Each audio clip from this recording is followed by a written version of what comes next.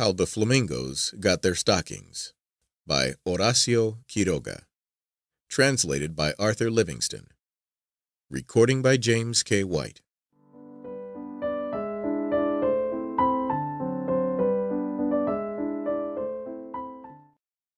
Once, the snakes decided that they would give a costume ball, and to make the affair a truly brilliant one, they sent invitations to the frogs, the toads, the alligators, and the fish. The fish replied that since they had no legs, they would not be able to do much dancing. Whereupon, as a special courtesy to them, the ball was held on the shore of the Parana. The fish swam up to the very beach and sat looking on with their heads out of water. When anything pleased them, they splashed with their tails. To make as good an appearance as possible, the alligators put necklaces of bananas around their throats, and they came to the ball smoking big Paraguay cigars. The toads stuck fish scales all over their bodies, and when they walked, they moved their forelegs out and in as though they were swimming.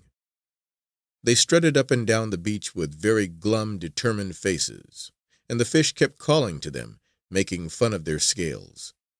The frogs were satisfied to leave their smooth green skins just as they were, but they bathed themselves in perfume and walked on their hind legs. Besides, each one carried a lightning bug, which waved to and fro like a lantern at the end of a string in the frog's hand.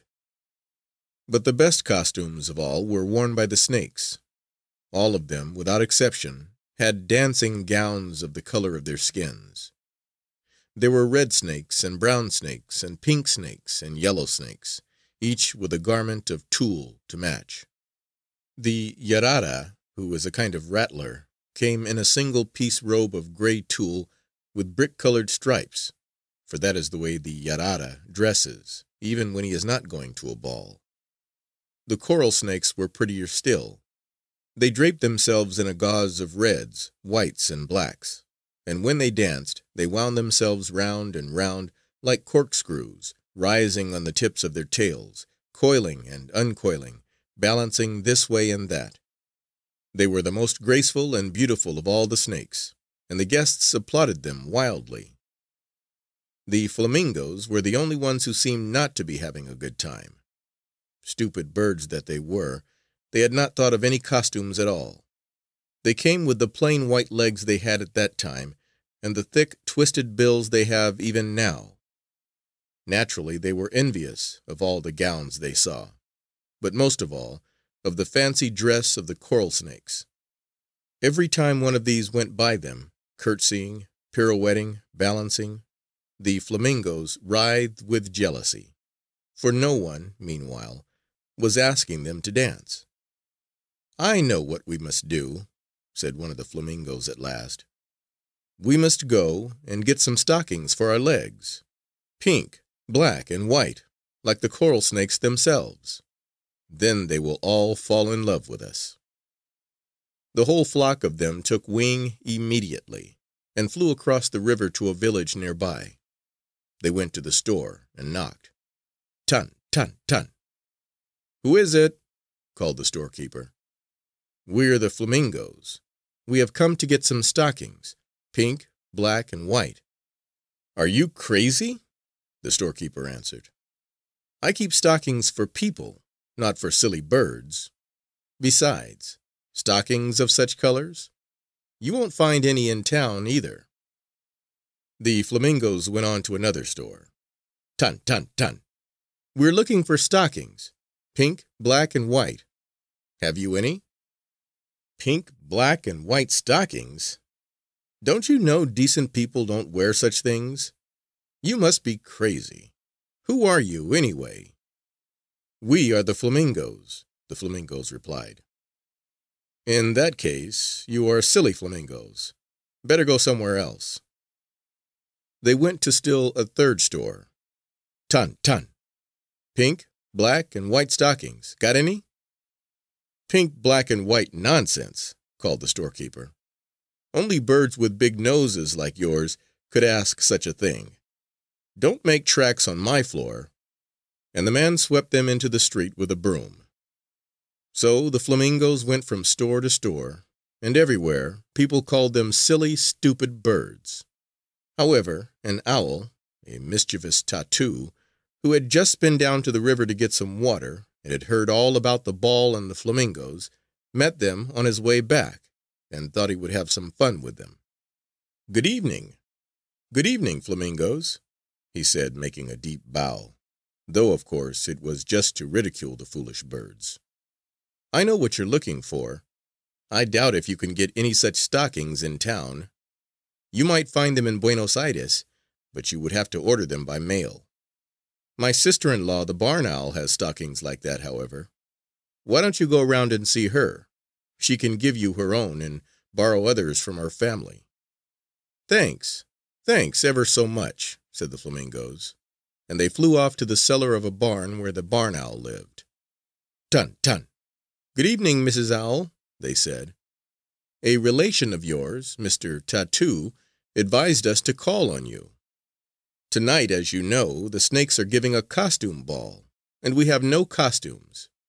If you could lend us your pink, black, and white stockings, the coral snakes would be sure to fall in love with us." "Pleased to accommodate you," said the barn owl. "Will you wait just a moment?" She flew away and was gone some time. When she came back, she had the stockings with her, but they were not real stockings.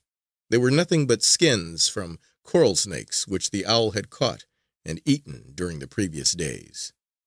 "Perhaps these will do," she remarked. "But if you wear them at the ball, I advise you to do strictly as I say. Dance all night long and don't stop a moment, for if you do, you will get into trouble, I assure you." The flamingos listened to what she said, but stupidly did not try to guess what she could have meant by such counsel. They saw no danger in the pretty stockings.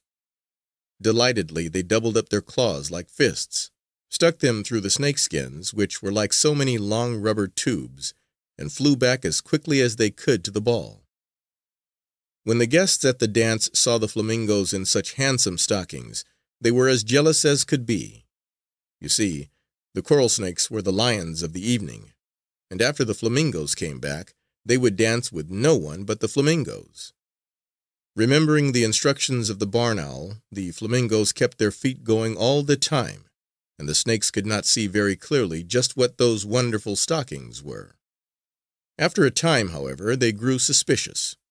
When a flamingo came dancing by, the snakes would get down off the ends of their tails to examine its feet more closely. The coral snakes, more than anybody else, began to get uneasy. They could not take their eyes off those stockings, and they got as near as they could, trying to touch the legs of the flamingos with the tips of their tongues, for snakes use their tongues to feel with, much as people use their hands. But the flamingos kept dancing and dancing all the while, though by this time they were getting so tired they were about ready to give up. The coral snakes understood that sooner or later the flamingos would have to stop, so they borrowed the lightning bugs from the frogs to be ready when the flamingos fell from sheer exhaustion. And in fact, it was not long before one of the birds, all tired out, tripped over the cigar in an alligator's mouth and fell down on her side. The coral snakes all ran toward her with their lanterns and held the lightning bugs up so close that they could see the feet of the flamingo as clearly as could be. "Aha! Aha! Stockings, eh? Stockings, eh?" The coral snakes began to hiss so loudly that people could hear them on the other side of the parana. The cry was taken up by all the snakes. "They're not wearing stockings. We know what they have done. The flamingos have been killing brothers of ours, and they are wearing their skins as stockings. Those pretty legs each stand for the murder of a coral snake." At this uproar, the flamingos took fright and tried to fly away, but they were so tired from all the dancing that not one of them could move a wing.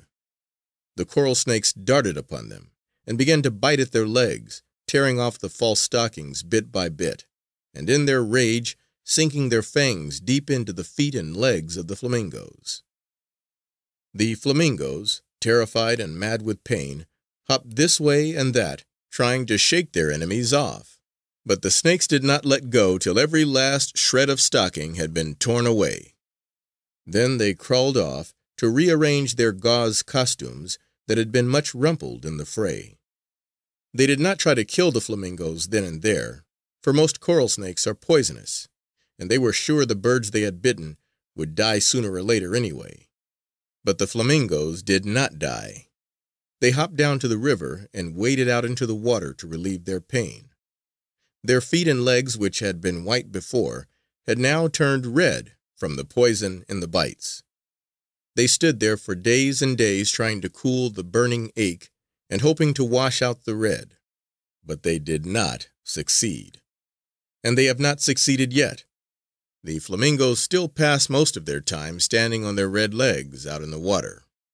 Occasionally they go ashore and walk up and down for a few moments to see if they're getting well. But the pain comes again at once, and they hurry back into the water. Even there they sometimes feel an ache in one of their feet, and they lift it out to warm it in their feathers. They stand that way on one leg for hours, I suppose because the other one is so stiff and lame. That is why the flamingos have red legs instead of white. And the fishes know it, too. They keep coming up to the top of the water and crying, "Red legs! Red legs! Red legs!"